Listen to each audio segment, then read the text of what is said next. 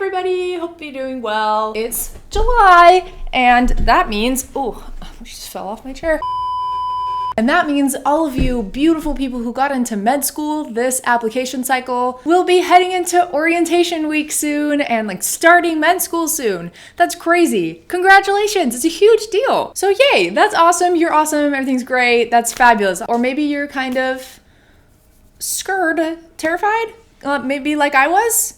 That is also normal and also okay. Okay. With this major transition coming up for the new M1s, I thought it'd be helpful to give like a 10,000 foot flyby of what this adjustment can look like, what's normal, what's not, and most importantly, how to handle the super psycho learning curve that is the first few weeks of med school. First of all, expect that there will be a million just small little random things that you have to set up or log into or, create passwords for different resources and different important websites that you have to keep, bookmarks or whatever. And then there are even more emails to sort through and keep straight. One thing that I wish I'd done right away, like day one, to kind of manage all of this stuff, especially the emails, is to learn how to create labels or folders. Like in Gmail, we have Gmail accounts, so there are labels that you can use to kind of organize stuff. And then you don't have to like comb through hundreds of emails and be like, and then try to remember, the keywords in the title maybe so you can like search it out. No.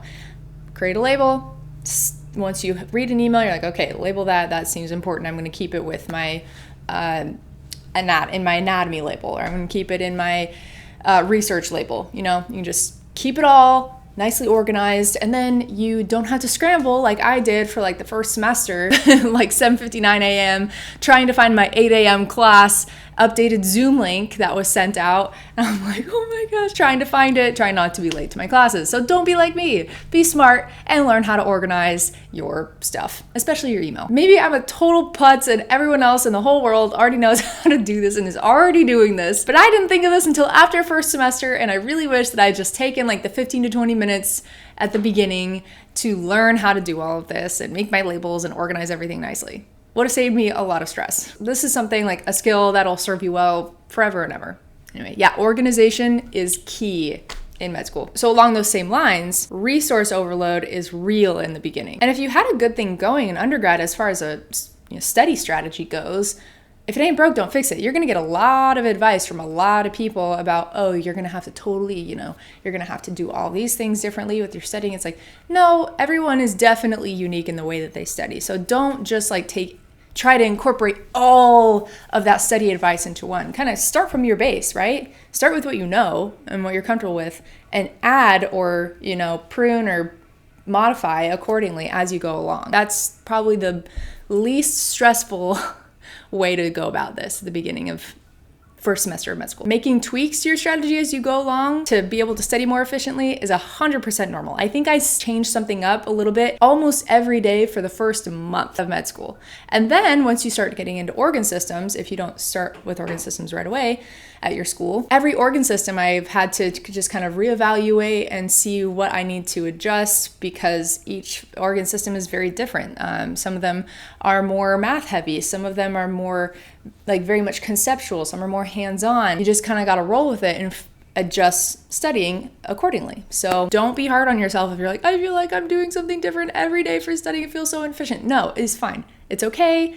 You'll get there. You just kind of got to work through it, and it's a process, and pretty much everyone changes how they study almost constantly in the first semester of med school. So it's normal.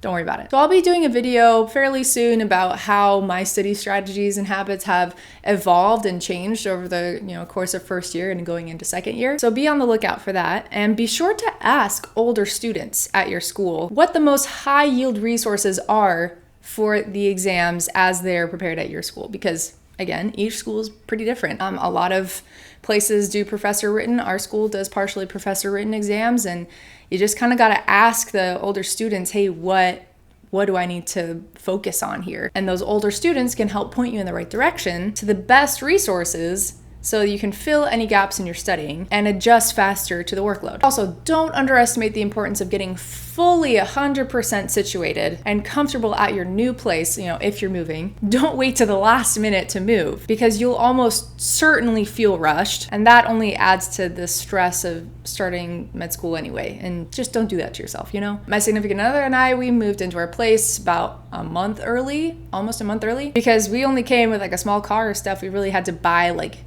80% of what we have here, like when we got here, and like set it up and furnish and do some painting and all the stuff. It just takes a lot longer than you think. And it was awesome to have some time to explore the area, explore campus a little more, get comfortable being on campus, and scoping out, most importantly, study spots. Studying will, I'm sure, as you've heard, take up a majority of your time in med school. So it is really important to scope out and set up your study areas, or area if you're a creature of habit and you like your one single space for studying.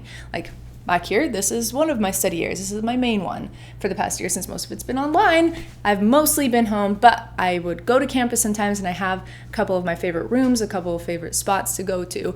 And it was awesome to be able to be here beforehand to scope those out. Spend some time picking it out, making it nice, making it feel how you want it to feel if you're going to be chilling there all day, every day. So yeah, it does pay off to move earlier rather than later and give yourself plenty of time to settle in. Also, definitely expect to feel overwhelmed at least once during the first few weeks of med school. This is normal. Now, whether it should be normal is an entirely other conversation that I have feelings about, but we're not going to get into that and open that can of worms right now. For now, feeling overwhelmed at least once during the first few weeks is normal. And honestly, if you don't feel this way, it's one of two things. Either you're completely in denial, or two, you are the Tony Stark of medicine, and let me know if you are, because let's be friends. In all seriousness though, these feelings of like inadequacy are very real and way more common than anyone thinks. And it's not only okay, but definitely encouraged to go talk to whoever you need to talk to, including the counselors that are at your school, to work through any anxiety or imposter syndrome that you may be feeling. Remember,